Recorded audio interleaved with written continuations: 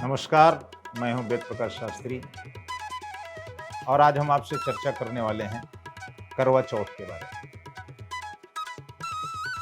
जो सुहागवती महिलाओं के लिए एक बहुत बड़ा त्योहार है।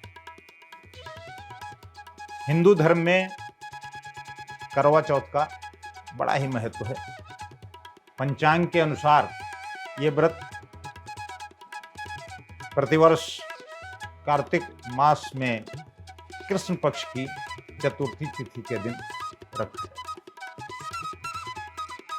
इस दिन सुहागिन महिलाएं पति की लंबी उम्र के लिए निर्जला व्रत रखती हैं और शाम के समय पूजा के बाद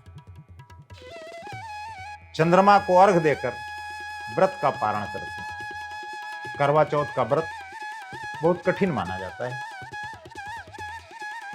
इस दिन सुहागिन महिलाएं सूर्योदय से लेकर चंद्रोदय तक उपवास रखती हैं।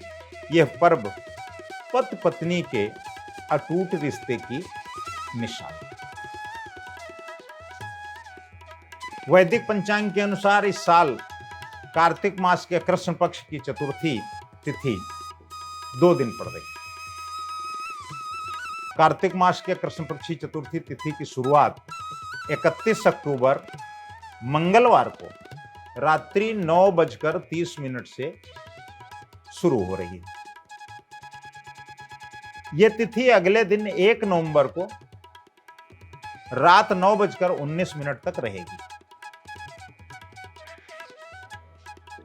अब ज्योतिषीय गणना के आधार पर और धार्मिक मान्यता के आधार पर हम उदया तिथि का मान मानते हैं, तो ऐसी दशा में 1 नवंबर को रात 9:19 तक, चूंकि उदया तिथि का मान है, इसलिए करवा चौथ का व्रत 1 नवंबर 2023 दिन बुधवार को ही रखा जाएगा। करवा चौथ पर चंद्रोदय का समय 1 नवंबर को 8:26 पर होगा। वहीं इस दिन शाम 5:44 से 7:02 तक पूजा का शुभ मुहूर्त है। साथ ही करवा चौथ पर एक शुभ संयोग भी बन रहा है। 1 नवंबर को करवा चौथ के दिन सर्वार्थ सिद्धि योग और शिव योग का संयोग बन रहा है। इस दिन सर्वार्थ सिद्धि योग सुबह 6:33 से 2 नवंबर को सुबह 4:36 तक रहेगा। इसके अलावा 1 नवंबर को दोपहर 2:07 से शिव योग शुरू हो जाएगा।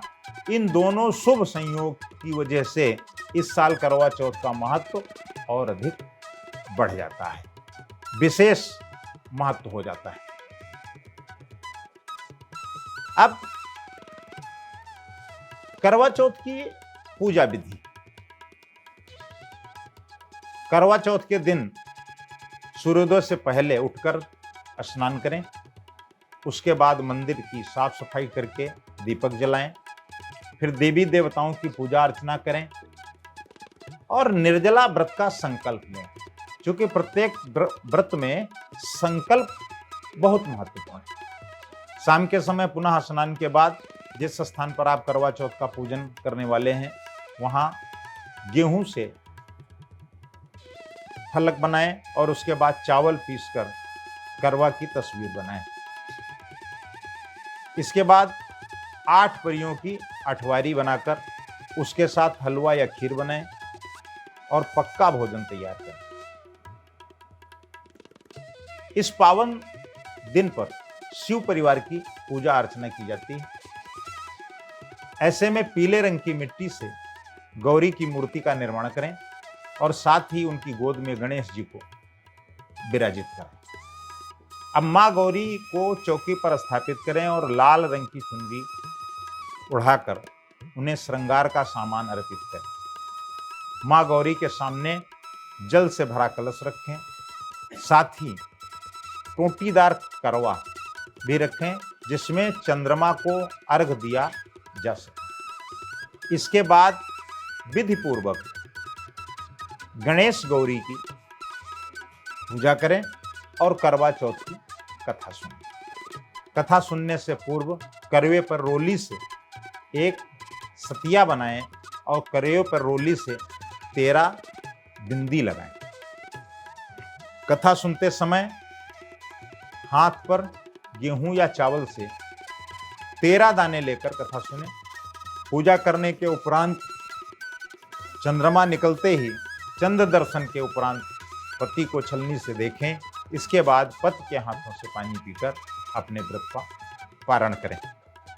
तो यह आपको हमने विस्तार से करवा चौथ के पूजन का विधान बताया है। प्रभातखबर.com, विश्वास वही, रफ्तार नहीं।